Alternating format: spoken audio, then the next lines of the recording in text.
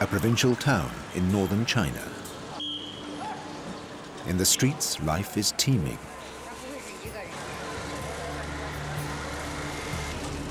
But hovering over this community, there's a menace. Many smaller towns already lie deserted, surrendered in a bitter struggle for land and livelihood. Because Asia's deserts are on the move.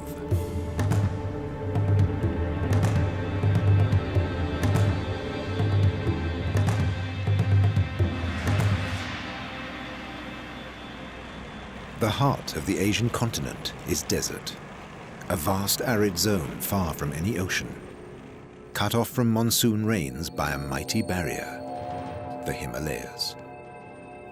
The dry lands of China alone are the size of Western Europe, and China's deserts are not just growing, they're leaping forward.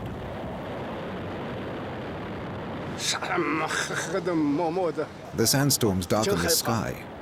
It's frightening. The storm even shatters car windows. No way you can drive. You can't steer. It's very dangerous. The storm carries away the soil. It rips off the plastic sheeting.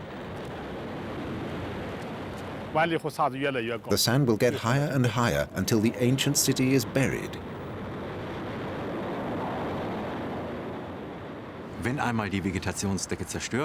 Once the plant cover is destroyed and the wind can attack the naked surface, vast landscapes begin to move, tens of thousands of square kilometers.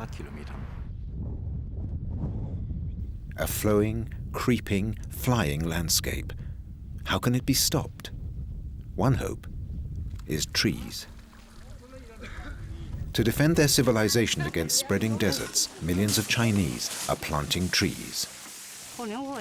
Lots of young, strong people are doing this work. We make sure that thieves won't steal our timber. We've always depended on trees. The front line is not always so clear. Often the desert sneaks up invisibly. The ancient forests die. Inner Mongolia's Ordos Plateau, 1,500 kilometers east of Beijing, the main theater in the increasingly dramatic struggle between desert and civilization. This woman is one of the many whose homes have been overrun by the war zone.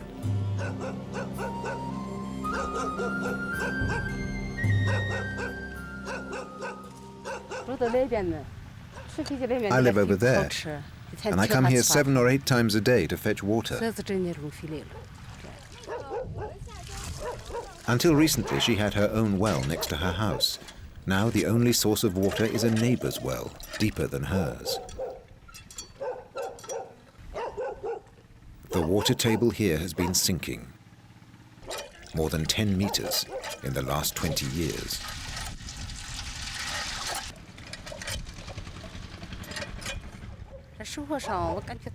Life is very tough out here. It's really too harsh, living on the edge of the desert.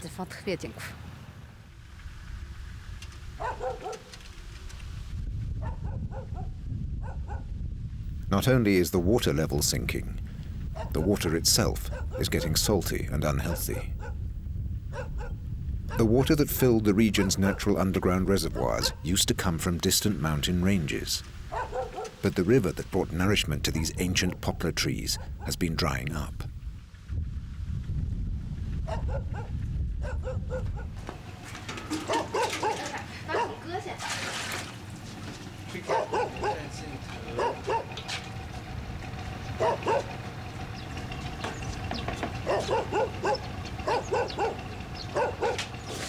Compared to the lifestyle in the East Coast boom towns, this is a life of abject poverty.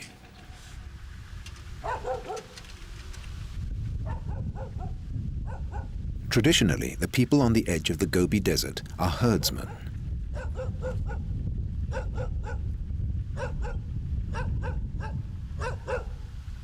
Even today, the only source of income for many rural people is the wool of Kashmir goats.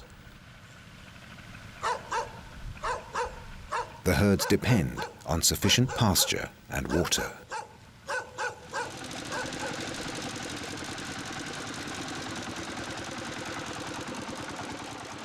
Recognizing that great numbers of people are affected by the failing water supply, the government tries a technical solution.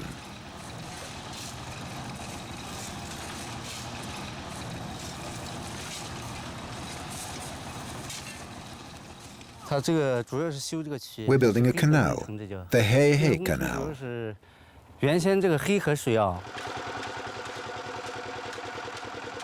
The livelihoods of tens of thousands of people depend on this canal, here in Ejinaki, in western Inner Mongolia.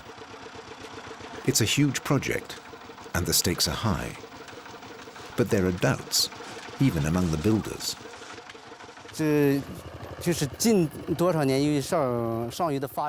Too much water is being taken from the upper reaches of the river. Too little is reaching us here, so the trees are dying. In the 90s, there was a report about this problem, and the government decided to build the canal. It's all about balanced water distribution and saving the environment. The causes of climate change are global, but they're also made in China. Human action is the main cause, wasting natural resources. That's what I think. If this project is successful, if there's enough water for the canal to make any difference, it'll be possible to irrigate agricultural areas here again.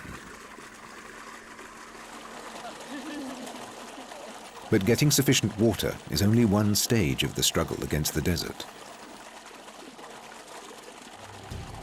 The water is needed to plant and raise new trees. This is why thousands of nurseries are now in operation all across northern China. The vision is that one day woodlands like these will return, and the desert will be pushed back.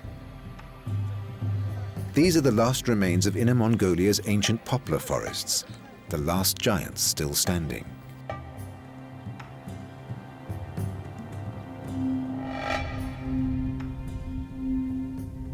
When their deep roots can no longer reach the groundwater, the desert quickly gains the upper hand.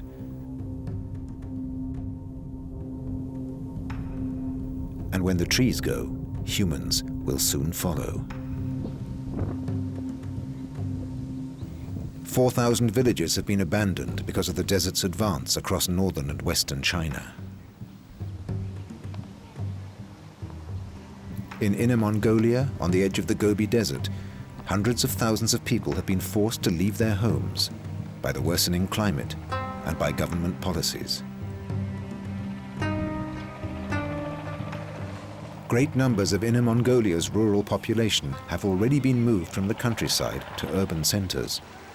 Mr. Li, a journalist, grew up in the countryside, the son of nomads, but he now lives in the city of Bayan. Many people have migrated to the cities. They had no choice. Most of them now work in the catering and restaurant business, which is expanding fast. As a result, they've improved their way of life.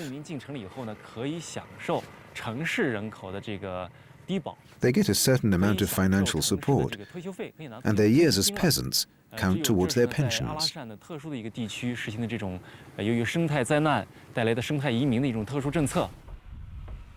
Li has seen Bayan grow dramatically. Over there is the historic center of Bayan. It's about 200 years old. 20 years ago, about 20 to 30,000 people lived there. It used to be beautiful, very green, with trees, little rivers and water reservoirs. The new part of the city has been steadily growing since the 1980s. The population has gone up threefold to 70,000.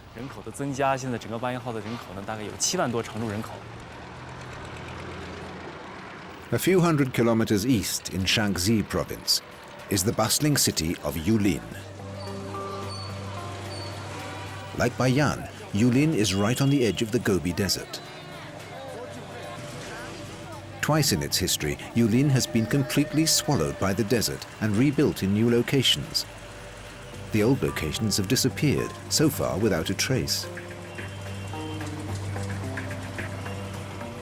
Around Yulin, more than 60% of once green, fertile and wooded countryside has slowly turned into desert.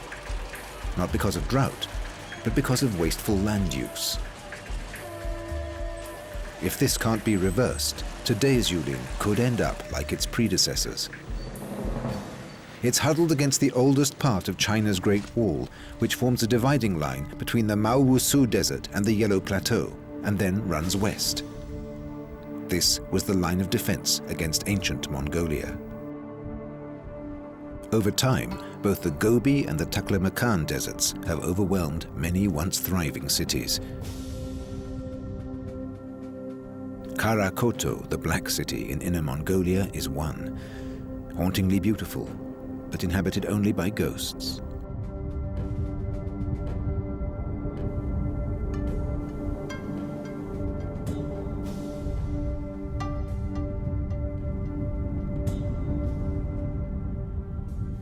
Huge dunes are creeping up the 10-meter ramparts, overrunning them in places, reminiscent of the massive attack by the conquering Ming armies that slaughtered the citadel's Mongol defenders in 1372.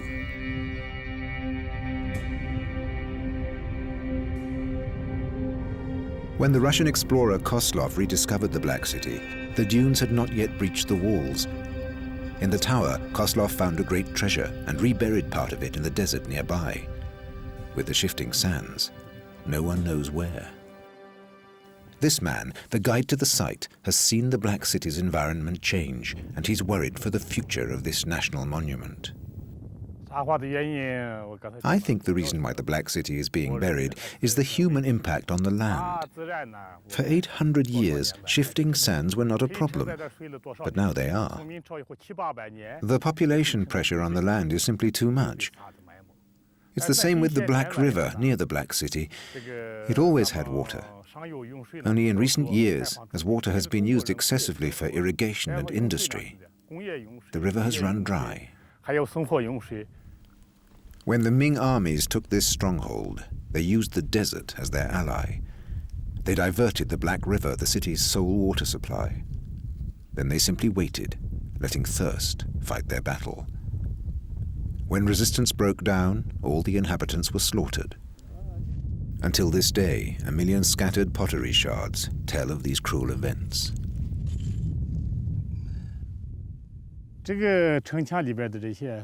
Most of the ceramic pieces and the terracotta we find here date from the Yuan dynasty, and they're scattered both within the city walls and outside. They're 700 to 800 years old, and they're getting harder to find. The Black City was the center of the Yuan culture. It's one of China's preeminent historic sites. Some world-famous relics have been discovered here, real treasures.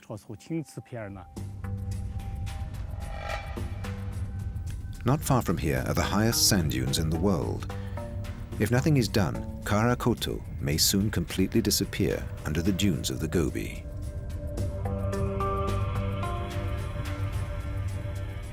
Just outside the half-buried ramparts of Karakoto is a small green area.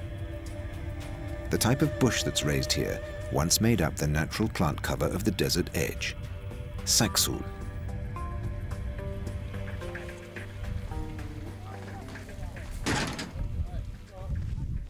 Day after day, the local inhabitants plant saksul bushes on the windward side of the Black City.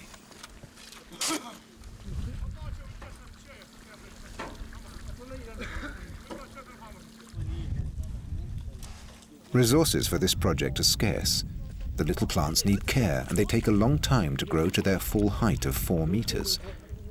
It's a race against time, and time is not on their side.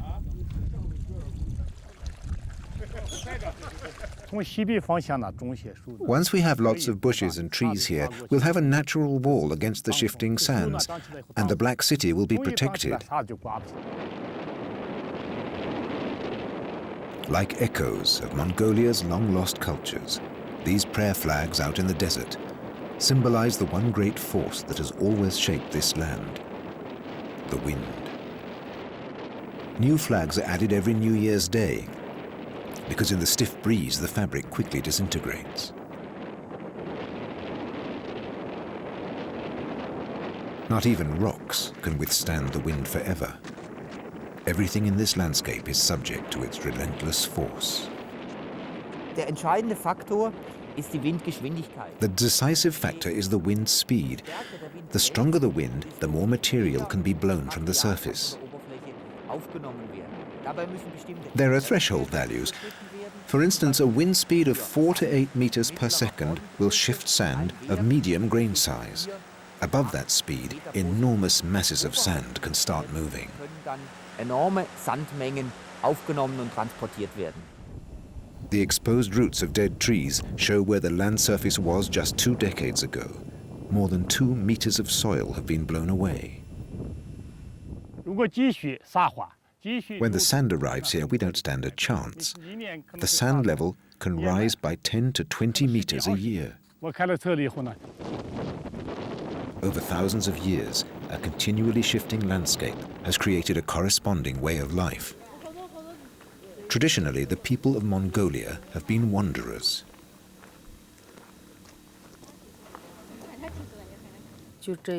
We're nomads in the desert. We get our water from deep wells, 10 to 20 meters deep. But in some places, even the deepest wells are running dry. We keep moving on to where some grass is left. We shift our tents several times a year. In the past 5 or 6 years, the wind has become stronger and it carries more sand. All we can do is raise livestock. How could we live in a city? We couldn't find a job in the city. As the desert is becoming more aggressive, tens of thousands of ethnic Mongolians and Uyghurs are giving up herding and farming and moving to the city. For these ecological migrants, it's not easy to give up their traditional way of life. But for those few who are holding out in the desert, conditions are getting tough. On a single day, I have lost some 30 animals. The sandstorms are killers. In spring, sandstorms are especially frequent and violent. Sheep, Kashmir goats and Bactrian camels have always greatly outnumbered people in Inner Mongolia. 10 years ago, there were 250,000 camels here. Now only 50,000 are left, and even that may be too much. The causes for the destruction of the plant cover are on the one hand overgrazing and on the other wind erosion. Feeding and trampling the earth can increase the natural rate of wind erosion up to 40 times.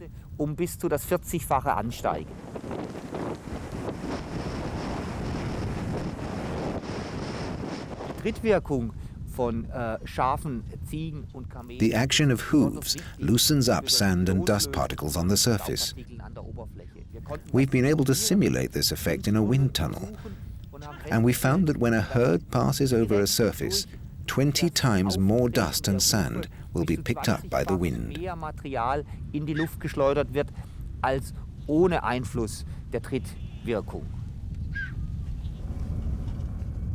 Lee, the journalist, is in his early 30s, and yet he's already witnessed a radical change in the places of his childhood. When I was a boy, the grass would be that high. There were lots of tiny wild animals. Meanwhile, the grassland has vanished, and the animals too have become rare. Until the early 20th century, much of Mongolia was a prairie with oceans of swaying grass and Saxul bushland. In the days of Genghis Khan, the ryegrass was so high that an army of thousands of horsemen could hide here. Today, only tiny patches remain.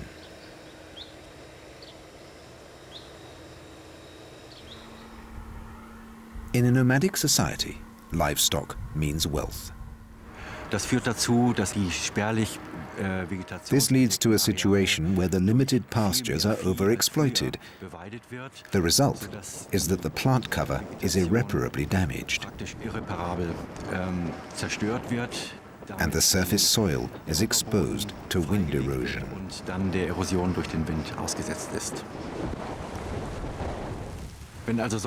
When this happens on a large scale, the people are forced to leave the land, and that's a very worrying situation.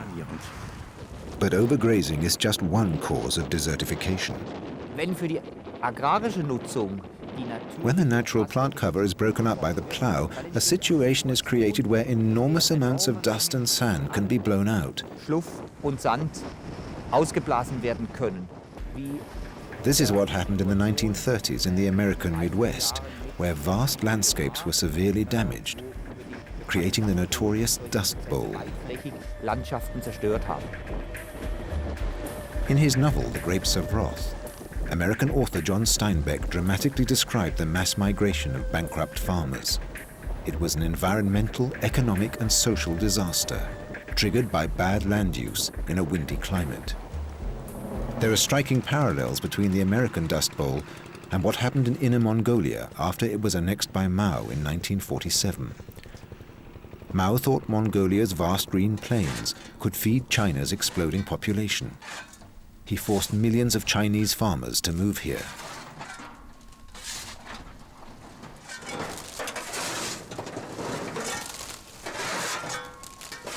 But it didn't work.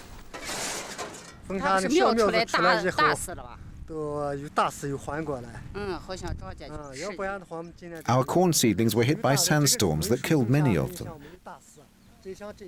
Otherwise, we would have had a better harvest and the cobs would be bigger. We had to reseed some of our fields, so half of the plants and cobs are smaller than the rest.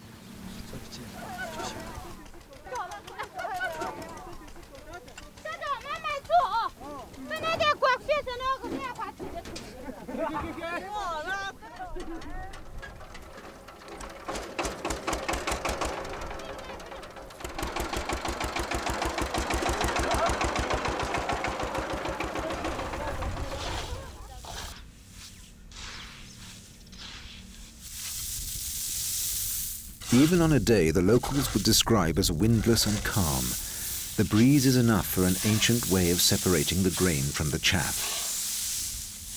The grain in this case is sunflower seeds, a traditional Chinese crop, but not ideally suited to the windy, sandy environment of Mongolia. Today there are 20 million Chinese in Inner Mongolia. Only 3.5 million ethnic Mongolians are left. Mao's policy not only increased the population pressure on the land, it also created a new problem. Nomads were able to react more flexibly to changes in the environment, whereas sedentary farmers have to stay put when the desert shrinks or expands. When the worst sandstorm came, we were over there. There was so much sand in the wind that we couldn't see our hands in front of our faces. The wind and the sand ripped out the young plants till there was nothing left at all. All the plants were dead. This spring, the sandstorms even pulled up big trees. All across northern China, enormous efforts have been made to plant rows of trees called shelter belts to protect the crops against sandstorms and the soil against wind erosion. Inner Mongolia seems to be lagging behind, and for farmers like this one, the required investment is simply beyond reach. The open area here is very large. You'd need a lot more trees than we already have. Our community is poor, and unfortunately, we don't get any state subsidies. Countless truckloads of fine soil are blown away every year. But the phenomenon itself isn't new, and it even has a positive side. 1,000 kilometers to the east, massive deposits of wind-blown dust have created one of China's most fertile landscapes. But the long march of the Gobi Desert doesn't end here. Die Entwicklungsgeschwindigkeit von solcher Gullies like this are washed out by rainfall. It can happen very slowly or very fast. Auch sehr schnelle Entwicklungsraten sind festgestellt worden. Even several meters in the course of a single heavy rainstorm. Starkniederschlag. These patterns of sand and dust were created by a rainstorm. Landscapes are constantly being changed by such mass flows. The Huanghe, or Yellow River, in Ningxia, northern China. Its tributaries wash out deep canyons and wide valleys from the layers of wind-blown dust accumulated over millions of years in the Yellow Plateau.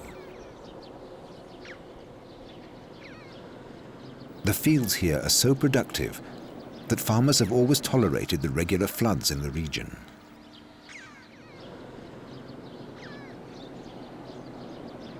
The load of silt and sand carried by the Huanghe River system, even when water levels are low, has never been calculated. But it must be enormous.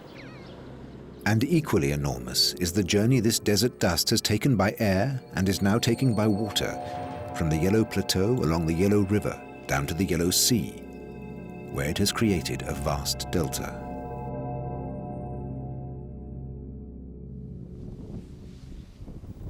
Back in the Gobi Desert, the Silk Road.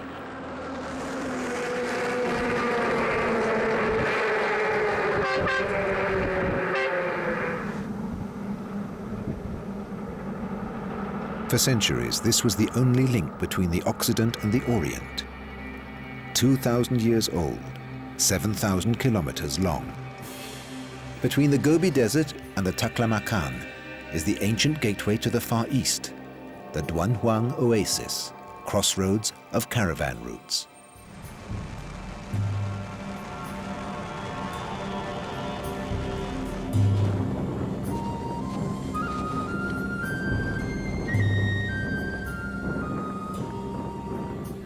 "2,300 years ago, the first caravan of several hundred camels must have passed the military outposts near Dunhuang.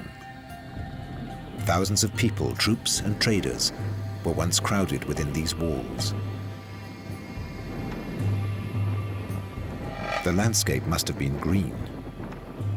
Today, all that remains is the salt crust of a dried-out lake.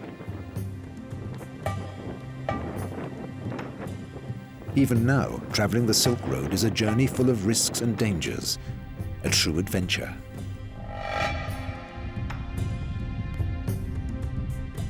The only human presence, 200 kilometers from the nearest town, is this group of yurts, a major Silk Road truck stop.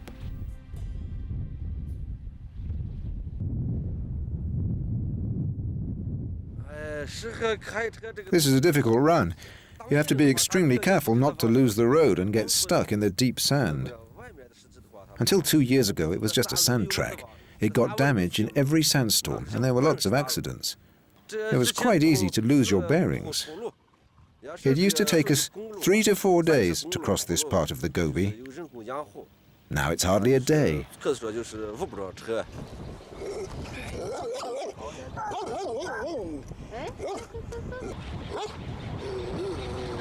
Services are basic. Water, yes. Fuel, no. Tea, yes. Food, sometimes. Mechanical services, depending on your definition of mechanical services. Even the new road is tricky. Half the time you don't see it because of drifting sand. And in drifting sand, you can't steer. If you lose control and there are rocks along the road, you crash.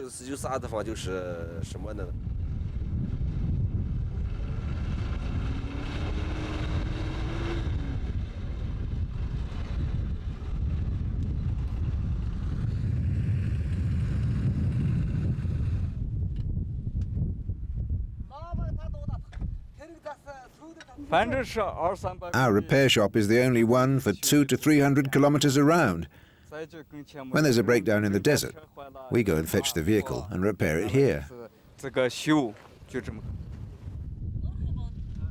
A mechanic's job out here is more like being in the Coast Guard or the Mountain Rescue Service.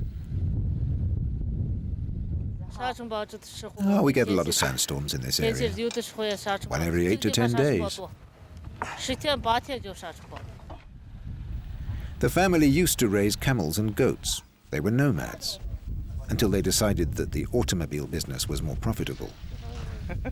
One day, there'll also be a repair shed to keep the sand from flying into transmission boxes and differentials. The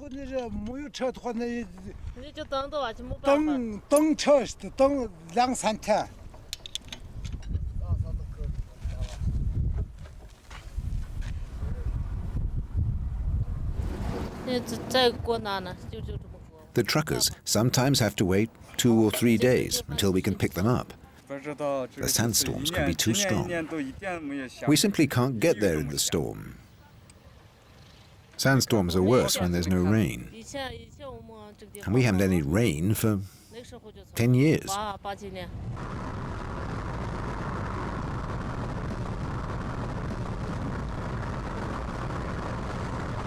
The Gobi may have little rain, but the Himalayas have lots of snow and ice. From space, it's easy to see where the water that does exist in the desert comes from. Meltwater flows a long way. The lifeline of the Dunhuang Oasis is the Shulihere River, which gets its water from the glaciers of the Himalayas, from hundreds of kilometers away. But this blessing may not last. If the glaciers keep melting at the present rapid rate, we can anticipate that Dunhuang's water supply will gradually dry up. Many smaller settlements in the region have already been abandoned because they were cut off from this water supply.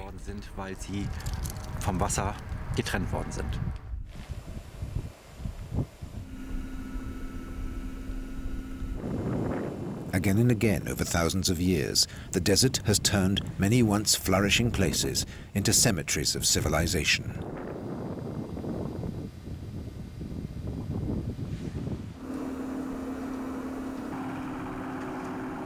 This is the graveyard of Dunhuang. Since the dead don't need water and dry land is free, the necropolis sprawls out into the desert. It's much bigger than the city of the living, where people are crowded around the water.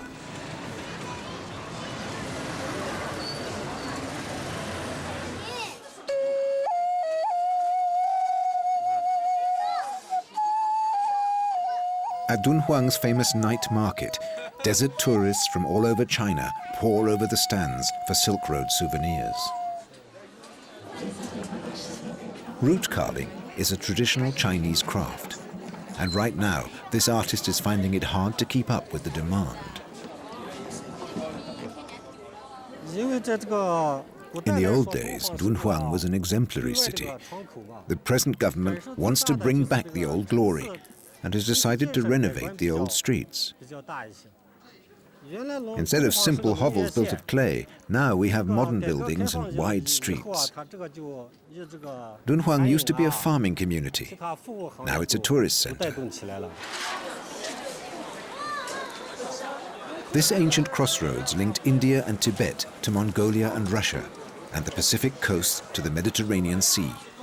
3 of the world's major religions spread along the Silk Road. For the greater part of 2 millennia, Dunhuang has been a truly multicultural city. Heavily laden caravans bore enormous riches of silk, spices and gold, as well as ideas, across the entire Eurasian continent. This was the last stop before the hardest part of the passage, the Taklamakan.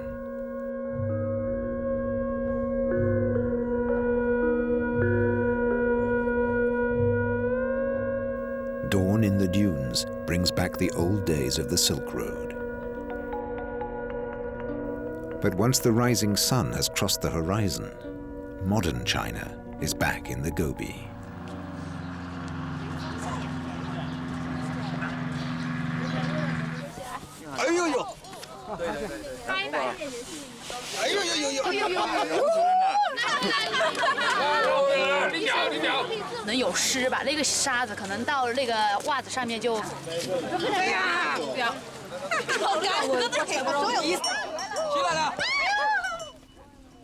For most of these tourists from China's newly rich East Coast and from South Korea, the desert is a mere fairground.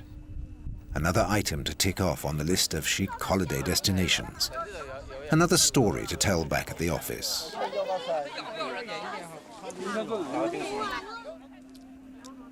Even if some of them know that this is where the sandstorms come from that keep hitting Seoul and Beijing, Probably none are aware that the Gobi is growing, and why it's growing, and how fast.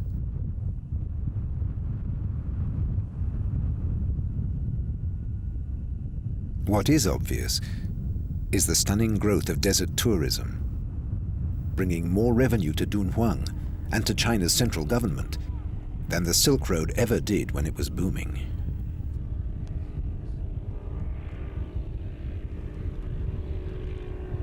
While the desert paradoxically is bringing new wealth to some, others are still caught in the struggle against its relentless advance.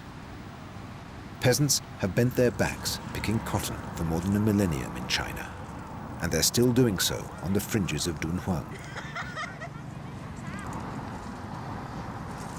This was once an ideal place for many other crops like grapes and melons.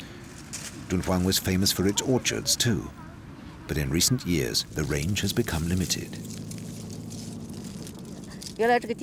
We used to grow melons in these fields, but because there was more and more sand, they would no longer grow. That's why we started with cotton, because the desert is closing in on Dunhuang. All the fields are surrounded by saxul bushes and rows of trees. But the colossal dunes behind make the poplar rows look like a very thin line of defense indeed. To halt a massive invasion of the desert, a master plan is needed. A lush green park, back in Beijing, surrounds the headquarters of China's campaign against the advancing deserts.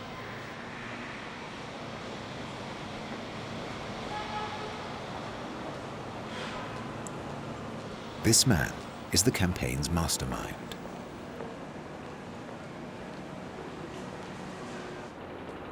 Professor Sun, China's leading forestry expert, has spent his entire life battling desertification. From the roof of the building housing the Beijing Forest University, he can overlook the greenest part of the sprawling capital.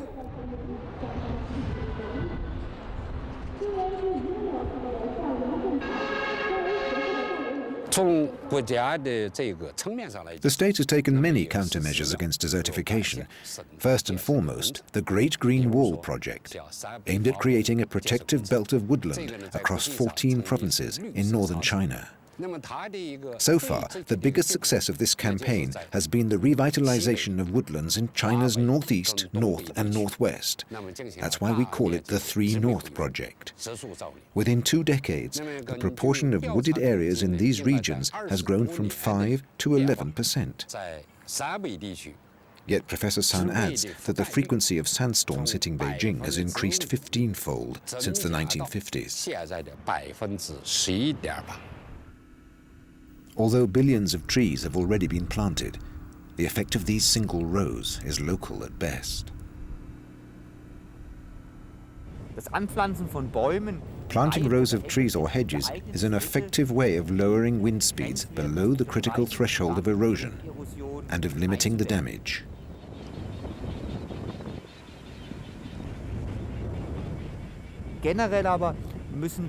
But generally, in order to slow down or stop wind erosion, we need to increase the plant cover across the entire surface. This is the only way to protect soils from being blown away. 1,000 kilometers west of Beijing, a few hours' drive southwest of the desert city of Yulin, local farmers have been working to achieve exactly that.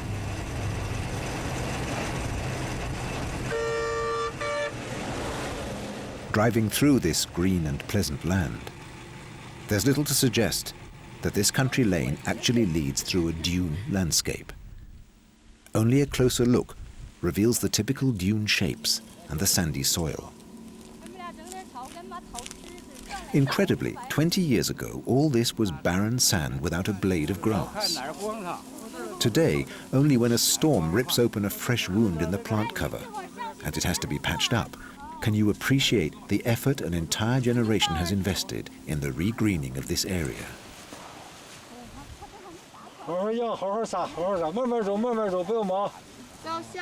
On a windless day, a special desert grass is sown across the open patch. Years of research and experience have resulted in a list of ideal pioneer plants and in special planting techniques. Today in China, there's probably more expert knowledge about combating deserts than anywhere else in the world. The regreening is done in several stages, and all the stages must be completed on the same windless day.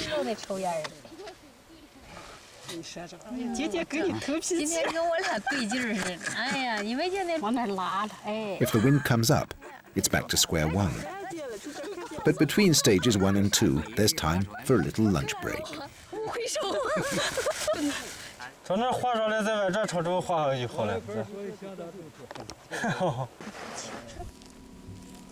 The foreman of the farm is old enough to remember the history of this landscape. He knew it before it was a desert. He saw how it became a desert. And he's been instrumental in pushing the desert back again. Originally, many years ago, this was natural grassland and woodland. But overgrazing, logging and ploughing destroyed the plant cover, and it became a desert. The sands buried wheat fields and many houses. When the sand comes, people have to go.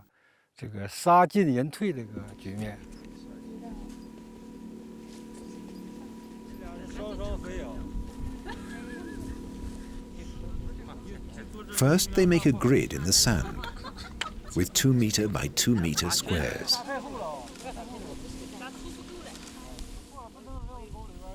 Then, they stabilize the surface with straw so the sand doesn't blow away. The straw also keeps the ground moist and eventually fertilizes it.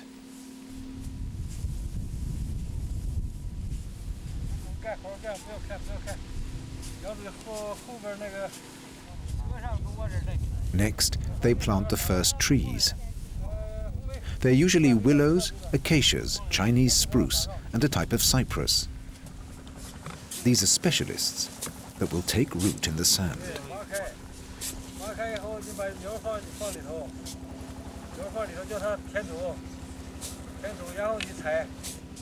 They're also resistant to drought and cold.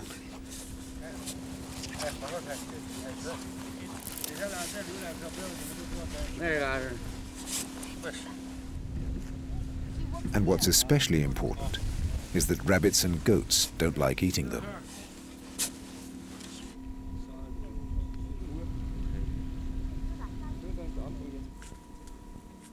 Alfalfa is sown as a nurturing crop to improve soil fertility. Other plants profit from the alfalfa's ability to convert nitrogen from the air into a natural fertilizer. When alfalfa blossoms, the wind smells of honey.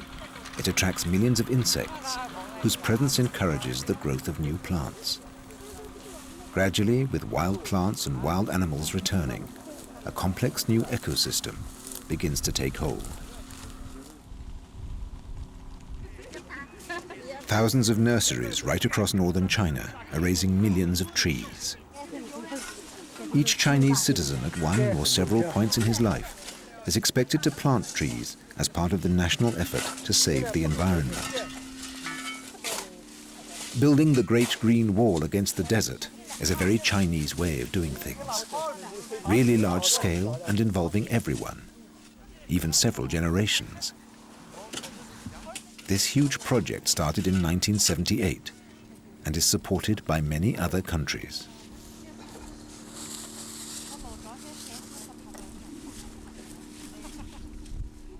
The Chinese regard this as the greatest project in the history of mankind, and they could be right. Millions of hectares have already been replanted. It's a necessity, considering the extreme climatic conditions.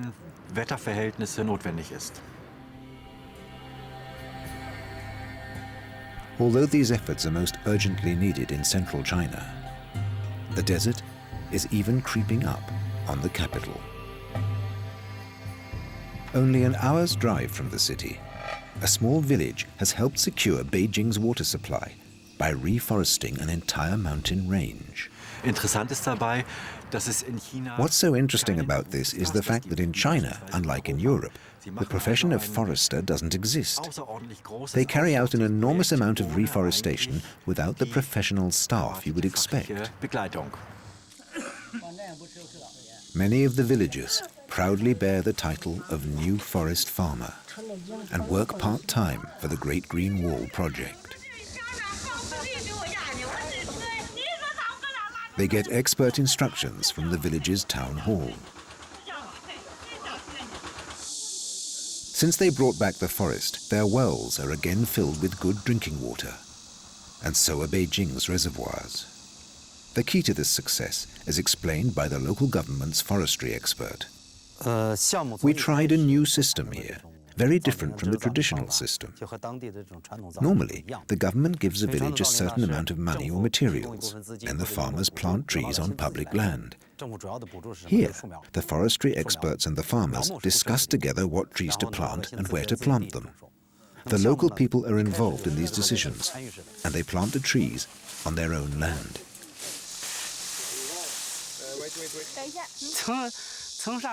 Since I came to live here, I've planted all kinds of trees, including chestnut and walnut.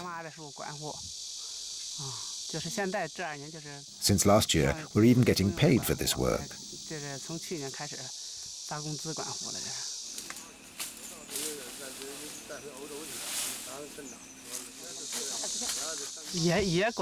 A few years ago, we had a team of forest guards. I was one of them.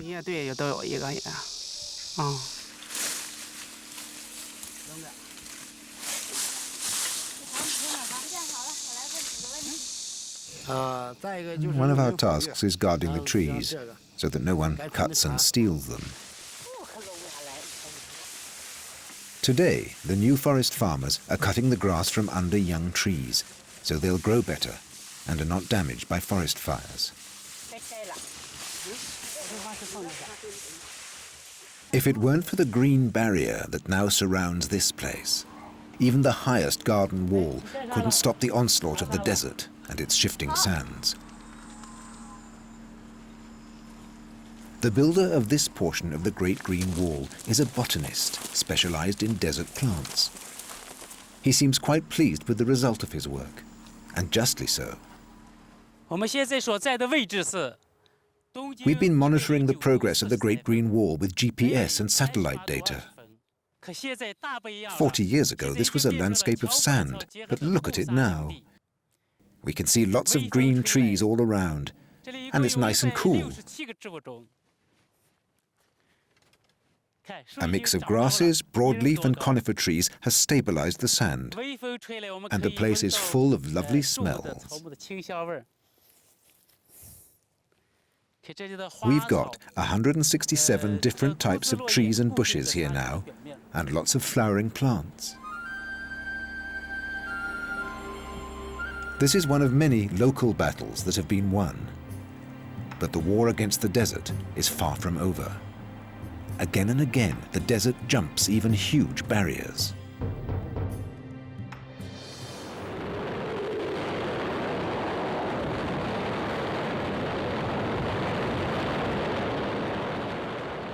Although past human errors are being corrected, and man-made wasteland is being reclaimed at enormous cost, climate change remains the big unknown. There's a steady, dramatic rise in the frequency of extreme storms. The creation of deserts and the way they spread depends on the behavior of the climate on the one hand, and on the other, on the behavior of man. Currently, the impact of humans is leading to desertification.